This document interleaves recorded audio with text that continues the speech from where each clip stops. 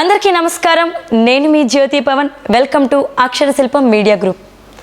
ఆంధ్ర ఊటీగా పేరుగాంచినటువంటి అరకు వెళ్లే మార్గంలో టూరిస్టులందరికీ కూడా మొదటగా స్వాగతం చెప్పే నియోజకవర్గం ఎస్కోట, శృంగవరపుకోట. మరి ఈ 2024 సార్వత్రిక ఎన్నికలు ఈ నియోజకవర్గంలో వేడి పుట్టిస్తున్నాయనే చెప్పాలి. మరి ఇక్కడ సిట్టింగ్ ఎమ్మెల్యే, అలాగా 2024 ఎన్నికల్లో వైసీపీ ప్రభుత్వం నుంచి ఎమ్మెల్యే అభ్యర్థిగా పోటీ చేస్తున్నటువంటి కడుబండి శ్రీనివాసరావు గారు మన దగ్గర ఉన్నారు. మరి ఎన్నికలకు సంబంధించిన వివరాలు, అలాగే ఈ నియోజకవర్గంలో ఉన్నటువంటి సమస్యలు, అభివృద్ధి గురించి ఆయనతో చర్చించడానికి అక్షర శిల్పం మీడియా గ్రూప్ మన ముందుకు వచ్చేసింది. ఆయనతో మాట్లాడి మరిన్ని విషయాలు తెలుసుకుందాం. సార్ నమస్తే. నమస్తే అమ్మా. ఎలా ఉన్నారు? బాగున్నారు సార్. ఎవరైనా కూడా ఒక హ్యాపీ లైఫ్ లీడ్ చేయాలి అనుకుంటారు. మీరేంటి ఒక హ్యాపీ లైఫ్ని విడిచిపెట్టి ప్రజాసేవ కోసం రాజకీయాల్లోకి వచ్చారు? ఎందుకు? హ్యాపీ లైఫ్ కోసం ఇక్కడి నుంచి ఇండియా నుంచి అమెరికాకి వెళ్ళాము. But I grew up in a small rural village. నేను పెరిగిందల్లా ఇక్కడే కదా. బట్ మా ఇంట్లో పాలిటిక్స్ ఉండేది. మా పెదనాన్న 3 సార్లు ఎమ్మెల్యేగా చేశాడు, మా చిన్నాన్న సమితి ప్రెసిడెంట్ చేశారు. I grew up in a real small village. So government స్కూల్లో, జిల్లా పరిషత్ హై స్కూల్లో చదువుకున్నాను. 4 కిలోమీటర్స్ నడిచి వెళ్ళేవాడిని హై స్కూల్కి. సో చదువుకుని అమెరికా వెళ్ళిన రూట్స్ అనేవి ఉంటాయి కదా. సో ఆ పల్లెటూరులో పెరగడం వల్ల అందరితోనే, ఆ ప్రాంతం అందరితో అటాచ్మెంట్ ఉండడం వల్ల, even though I went to US every other year India వచ్చేవాడిని.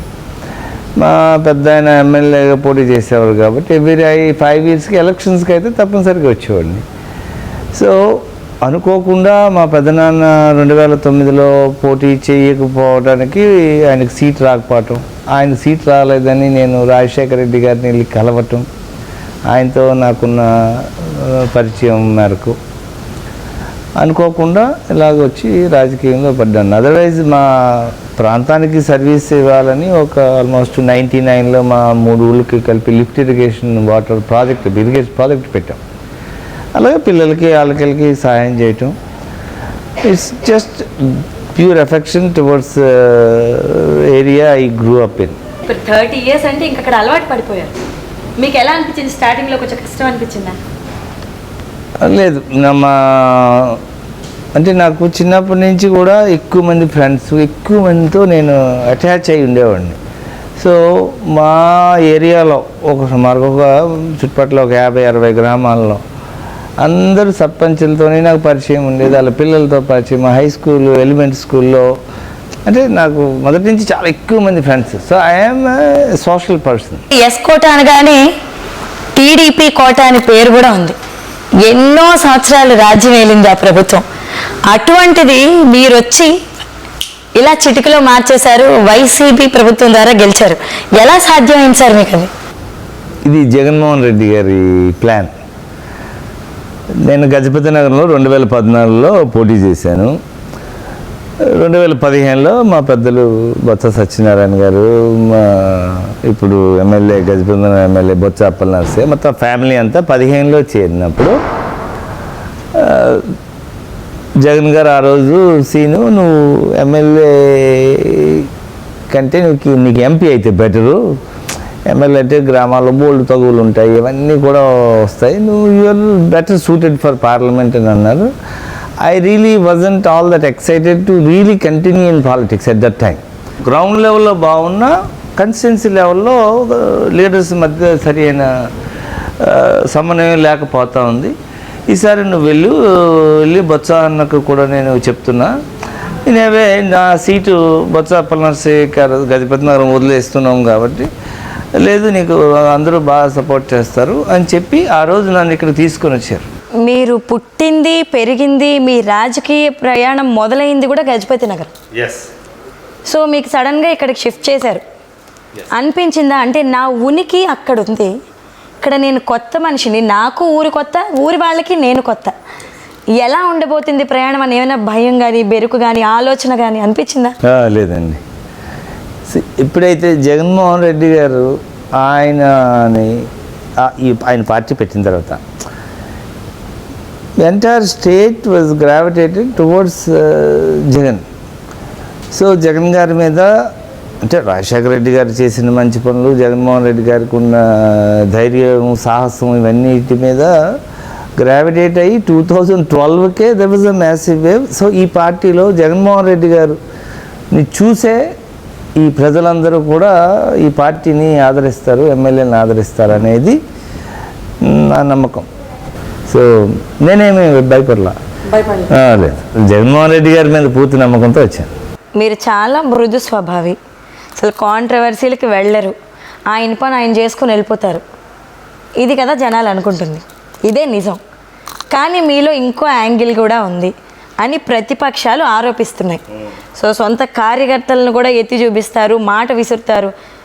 అది ఎంతవరకు నిజం? అంటే ఏదైనా ఇష్యూ వచ్చినప్పుడు ఏదైనా కొంచెం తప్పుగా అనిపిస్తే కోపంగా మాట్లాడటం అనేది వాస్తవమే. కాకపోతే ఆ ఇష్యూలో తప్పితే అది అయిన తర్వాత నేను మళ్ళీ అందరితో కూడా మాట్లాడుతాను. అరే ఇది మరి ఇంత పచ్చి తప్పురా అని ఒకసారి, 2 సార్లు 3 సార్లు చెప్పిన తర్వాత వినకపోతే ఏదో ఒక రోజు ఏదో పనిలో ఉంటాము, ఈ సబ్ ఇష్యూ వస్తుంది, వచ్చినప్పుడు న్యాచురల్గా కోపం వస్తుంది. ఎన్నిసార్లు చెప్పినా అదే స్వభావం ఏంటి, అదే చేసిన తప్పు మళ్ళీ మళ్ళీ చేస్తే ఇలాగా అని మందలిస్తాం. అంతేగాని అందులోని when you are in a leadership role, you are almost expected to solve some issues. ఒక దగ్గర అన్యాయం జరిగింది అంటే మా ఎమ్మెల్యే అన్యాయం జరిగిన పట్టించుకోవట్లేదు అన్నప్పుడు you have to confront somebody.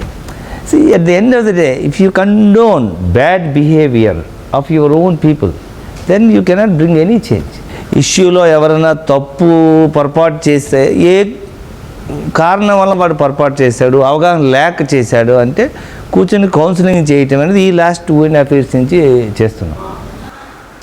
మీ నియోజకవర్గంలో, ఇది మీడియాలో వచ్చిన మాట చెప్తున్నా, మీ నియోజకవర్గంలో వైద్య సదుపాయాలు సరిగా లేక విశాఖపట్నంకి పరుగులు ఇస్తున్నారు ప్రజలు అని ప్రచారం చేశారు. అదే మీడియా శ్రీనివాస్ గారు వాళ్ళ నాన్నగారికి బాగోకపోతే అక్కడ ఉన్నటువంటి లోకల్ గవర్నమెంట్ హాస్పిటల్లోనే చికిత్స చేయించారు అని చెప్పి ప్రచారం చేశారు. ఈ రెండిట్లో ఏది నిజం? రెండోదే నిజం. అంటే నాకు ఎడ్యుకేషన్, హెల్త్ కేర్ మీద నాకు ప్రత్యేకమైన interest. Luckily our CM is absolutely committed to both areas.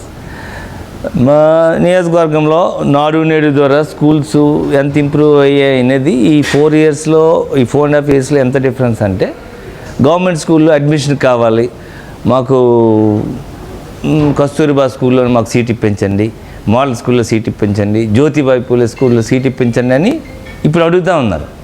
ఇదే ఒక 4-5 years బ్యాక్ అసలు గవర్నమెంట్ స్కూల్లో చేరడానికి ఇంట్రెస్టే ఉండేది కదా ఎవరికి.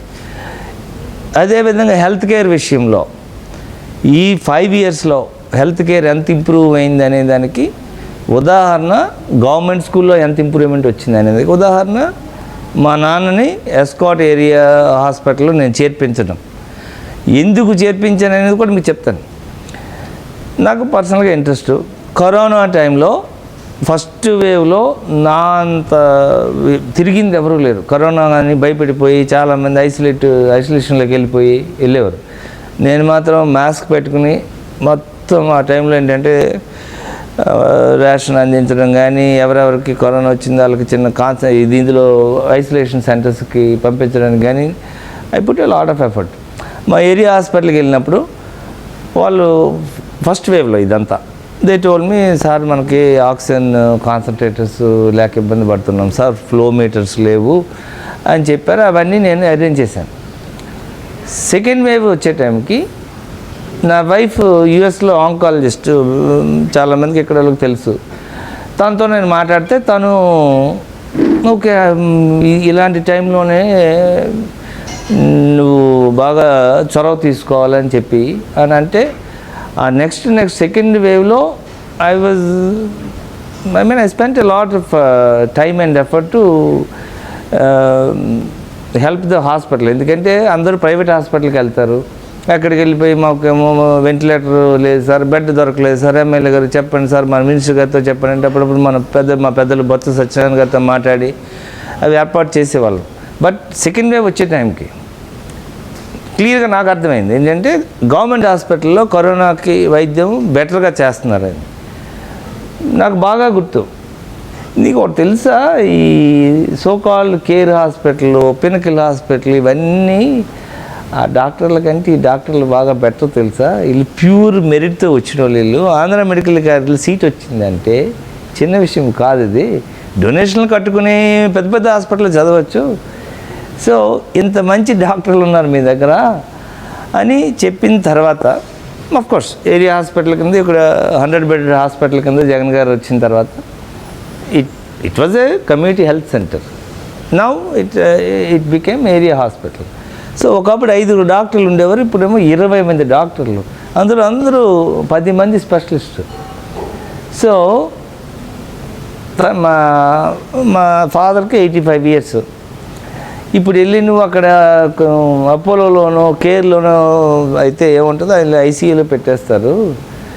దానికి కావాల్సిన జనరల్ మెడిసిన్ డాక్టర్స్ మంచి వాళ్ళు ఉంటే చాలు. సో ఇక్కడున్న డాక్టర్లు అందరూ బ్రహ్మాండమైన డాక్టర్లు అని దాన్ని చెప్పినందుకు నేను చేర్పించాను. యాక్చువల్ చాలామంది మా చిన్నసీను మా జిల్లా పరిషత్ చైర్మన్ అన్నాడు, బ్రదరు నువ్వు కాబట్టి చేర్పించావు, మేము చేర్పిస్తే ఇదేంటి తల్లిదండ్రులకు ఆరోగ్యం బాగోలేకపోతే గవర్నమెంట్ హాస్పిటల్ పడేశారని అంటారు మమ్మల్ని. సెకండ్ థర్డ్ వేవ్లో ఎస్కాట్ ఏరియా హాస్పిటల్కి నేను కనీసం ఒక 200 మంది పంపించి ఉంటాను.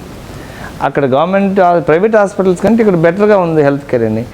2019 ఎన్నికల తర్వాత గెలిచాక వాళ్ళందరినీ విడిచిపెట్టేశారు, పట్టించుకోవడం లేదు అని ఒక వర్గం వాదన. దీనికి మీరేం సమాధానం చెప్తారు? నేను ఇక్కడికి వచ్చాను, మొదట్లో నాకు ఇల్లు లేదు, చిన్న అద్దెంట్లో ఉండేవాడిని. అద్దెంట్లో ఉండడం, చిన్న ఇల్లు అవటం, కరెక్ట్గా 9 monthsలో కరోనా కోవిడ్ పాండమిక్ వచ్చింది కదా, దానివలన అప్పట్లో ఎవరినెవరు కలడానికి కూడా అయ్యేది కాదు. మా సొంత నియోజకవర్గం గజపతినగరమైనా మా అత్తవారు శృంగవరపుకోట నియోజకవర్గం కదా.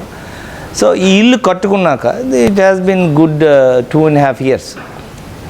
ఈ ఇల్లు కట్టుకున్న తర్వాత నా అంత అవైలబుల్ ఎమ్మెల్యే రాష్ట్రంలో ఇంకొకడు ఉండడు.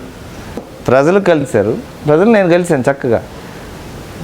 విలేజ్ లెవెల్ లీడర్స్ కూడా అర్థమైంది, అరే మా ఎమ్మెల్యే ఏదో అమెరికా అది ఇది అని అంటారు, చాలా సింపుల్గా ఉన్నాడు, అందరితో హ్యాపీ కలిసి తిరుగుతూ ఉన్నాడని. సో మనం తెలియనప్పుడు మన మీద దుష్ప్రచారం చేస్తారు ఎక్కువ. డైరెక్ట్గా చూసేసిన తర్వాత ఇదంతా బయటకు పోయింది. నేను గడపకు తిరిగినప్పుడు నాకు అర్థమైంది, దూరంగా ఉంటే ఒక పథకాలు వెళ్తున్నాయి అవి ఇవి అనుకోవడం, కానీ ఎవరెవరికి ఎన్ని పథకాలు వెళ్తున్నాయని మనం క్వాంటిటేటివ్గా చూడలేము కదా. When we went to door programme, ఒక్కొక్కరికి బెనిఫిషియరీకి ఇచ్చిన welfare schemes over the years ఎన్ని ఇచ్చారు, ఎంత అక్యూములేటెడ్ టోటల్ ఎంత అని చూస్తే then I have realised common man has benefited big time. అంత కొన్ని ఇళ్లలో అయితే ఒక 10 లక్షల దాకా లబ్ధి పొందిన ఇల్లు కుటుంబాలు ఉన్నాయి. చెయ్యొద్దు అని ఒక 18,750 రూపాయలు పథకం 4 సార్లు ఇస్తారు, 75,000 రూపాయలు. ఆ చెయ్యొద్దు పథకం అందుకున్న ఆడవాళ్ళు అయితే వెళ్ళి అమ్మ జగనన్న పంపించాడు బాగున్నావా, మీరంతా బాగున్నారా అంటే గొప్ప సంతోషంగా పలకరించేవారు. మాట్లాడుతున్నప్పుడు ఏమేమి పథకాలు వచ్చాయి అంటే, అమ్మ పిల్లలు బాగా చదువుతున్నారు, అమ్మ ఒకటి వస్తుంది కదా, పిల్లకాయలు రండి మీరు జగన్ బాగా చదువుతున్నారు లేదో కనుక్కోమని చెప్పాడు జగన్ మామ అంటే గొప్ప సరదా పడేవారు. ఎవరో అక్కర్లేదు, నీతో మాట్లాడుతున్నాను నేనే దానికి ఉదాహరణ. పల్లెటూరులో పుట్టాను, అమ్మ నాన్న బాగా చదివించారు, చక్కగా మంచి ఇంజనీరింగ్ చదువుకున్నాను, అమెరికా వెళ్ళాను, నేను బాగుపడ్డాను కదా. ఇప్పుడు మా అమ్మ నాన్న నాకు ఏ మేలు చేశారో జగనన్న మీ పిల్లలకి ఆ మేలు చేస్తున్నాడు మీరు బాగుపడ్డానికని చెబితే అర్థమయ్యేది. మంచి జగన్ బాబు మాత్రం గొప్ప బాబు, దేవుడు బాబు అని చెప్పేసి చెప్పారు. That message has been resonating in our rural areas. Raghuraj గారు వంటి నేతలు, సీనియర్ నాయకులు కొంతమంది మిమ్మల్ని విడిచి వెళ్ళారు. మరి ఇది మీ గెలుపు ఓటములపైన ఏమైనా ప్రభావం ఉంటుందంటారా? రఘురాజు గారు వెళ్ళిపోవటం వల్ల నాకు ఈ ఎలక్షన్లో మాకైతే ఏ ఇబ్బంది ఉండదు. వాస్తవానికి ఇంక కొన్ని విధాల బెటర్ కూడా అది. ఎందుకు అంటే రఘు గుడ్ 25 years నుంచి పాలిటిక్స్లో ఉన్నారు. ఆయన ఆయనకి పర్సనల్గా పొలిటికల్గా చాలా చాలా తగువులు ఉండేవి. అవన్నీ కూడా నాకు చెప్తుంటే కొంతమందిని పొలిటికల్గా అతనితో బాగా పడిన వాళ్ళని దూరం పెట్టాలని అది ఆయన ప్రత్యక్షంగానైనా పరోక్షంగానే చెప్పేవాడు. కానీ నేను చేయలేదు. నేను చెప్పాను కూడా, ఈ పార్టీలో పనిచేసే చిన్న కార్యకర్త అయినా పెద్ద కార్యకర్త అయినా అందరినీ కూడా నేను ఆదరించాలా. It is my job. మరి మీ నియోజకవర్గం నుంచి మీరు మీ ప్రజల కోసం ఏం చేశారు? ఈ రోడ్డు ఉన్నది, విశాఖ అరకు అనంతగిరి రోడ్డు అంటారు, విఏఏ రోడ్డు. ఇది స్టేట్ హైవే. అసలు గొప్ప ఘోరంగా ఉంటుంది ట్రాఫిక్. ఎందుకంటే టూరిజం వాళ్ళు ఇదే వాడతారు. మా నియోజకవర్గంలో 5 ఫెరో ఎలైస్ ఇండస్ట్రీస్ ఉన్నాయి. వాళ్ళకు 3500 మంది ఇలా పల్లెటూరు నుంచి కంపెనీలకు వెళ్తారు. ప్లస్ ఇక్కడి నుంచి చాలామంది సెమీ స్కిల్ లేబరు వీళ్ళందరూ కూడా వైజాగ్ వెళ్తారు. చాలా బిజీ రోడ్ ఇది. ఇప్పుడే ఫైనాన్షియల్ స్ట్రెస్లో ఉన్నారు. రూపాయి ఆదాయం లేదు సీఎం గారికి. పథకాలన్నీ మాట తప్పకుండా ఇస్తూ ఉన్నారు. సో ఐ థింక్ దీన్ని నేషనల్ హైవే చేస్తే బాగుంటుంది అంటే మా ఎంపీ గారు ఎంవిపి సత్యనారాయణ గారితో మనం మాట్లాడాం. So he also met with principal secretary R N B. వాళ్ళతో ఐఏఎస్ ఆఫీసర్స్ వాళ్ళ బ్యాచ్మేట్స్ ఢిల్లీలో ఎన్హెచ్లో పనిచేస్తున్నారు, national authority of India, highway authorities of India. వాళ్ళతో మాట్లాడి ఇది నేషనల్ హైవే చేయించాం. దారిపత్తిలో 5 హ్యాబిటేషన్స్ ఉన్నాయి. ఒక హ్యాబిటేషన్కి గ్రావిటీతో ఇంటింటికి కొలాయిలు ఇచ్చాం మేము. అది వీళ్ళెవ్వరికీ తెలియదు. అఫ్కోర్స్ తెలిసినా కూడా పట్టించుకోరు. అలాంటివన్నీ మేము చేసాం. ఇంకా మిగతావన్నీ I'm sure I will get every tribal habitation a road. There is no 2 ways about it. అసలు జగన్మోహన్ రెడ్డి గారు కాకుండా ఇంకెవ్వరైతే ఇన్ని మంచి పనులు చేయలేరు. ఇలాంటి పరిస్థితి, కరోనా వచ్చేసింది, రూపాయి ఆదాయం లేదు, మేము ఇంకెక్కడ ఇస్తాం మీకు ఈ పథకాలు, మరి 2 ఏళ్ళ తర్వాత ఇస్తాంలేండి, ఇలాంటి ఈజీ ఎక్స్క్యూజెస్ అన్నీ ఖచ్చితంగా ఎత్తుకునేవారు. ఇప్పుడు జగన్మోహన్ రెడ్డి గారు ప్రవేశపెట్టినటువంటి సంక్షేమ పథకాల్ని డబల్ చేస్తామంటున్నాయి ప్రతిపక్ష నేతలు. డబల్ చేస్తాం, అభివృద్ధి చేస్తాం, ఇలా చాలా చాలా మాటలు చెప్తున్నారు. ఆఖరిగా వాళ్ళు అవన్నీ చేస్తే మళ్ళీ వైసీపీ ఎమ్మెల్యే అభ్యర్థిగా మిమ్మల్ని ఎందుకు గెలిపించుకోవాలి, పైన జగన్ గారినే మళ్ళీ ఎందుకు గెలిపించుకోవాలంటారు? వాళ్ళు అవన్నీ చేస్తే మమ్మల్ని గెలిపించక్కర్లేదు, కానీ వాళ్ళు అవి ఏమీ చేయరు. నోటి మాటకి మదుపు అక్కర్లేదు కదా. 2014 ఏం చేశారు వాళ్ళు, ఎన్ని చెప్పారు. ఆ టైంలో జగన్మోహన్ రెడ్డి గారిని మేము కూడా అడిగాం. అవునండి రైతులు రుణమాఫీ చేసేస్తాను అంటున్నాడు చంద్రబాబు నాయుడు, ఆడవాళ్ళ అప్పులు తీర్చేస్తాను అంటున్నాడు, డోక్రా రుణమాఫీ చేస్తాను అంటున్నాడు, మీరు కూడా చేయండి అని అప్పుడు అడిగాం మేము. ఆ రోజు అతను ఏమన్నారు తెలుసా, అది మనం చెప్తే అబద్ధం అవుతుంది, నేను చెప్పే ప్రసక్తే లేదు, ఆడవాళ్ళ అప్పులు తీరుద్దాం, 4 విడతల్లో తీరుద్దాం, రైతుల రుణమాఫీ మనం చేయలేం, కానీ రైతుకు సహాయపడదాం, ప్రతి ఏడాది రైతు భరోసా ఇద్దాం, 13,500 రూపాయలు రైతు భరోసా. 4 సార్లు అని చెప్పారు, కానీ యాక్చువల్గా 5 సార్లు ఇచ్చారు.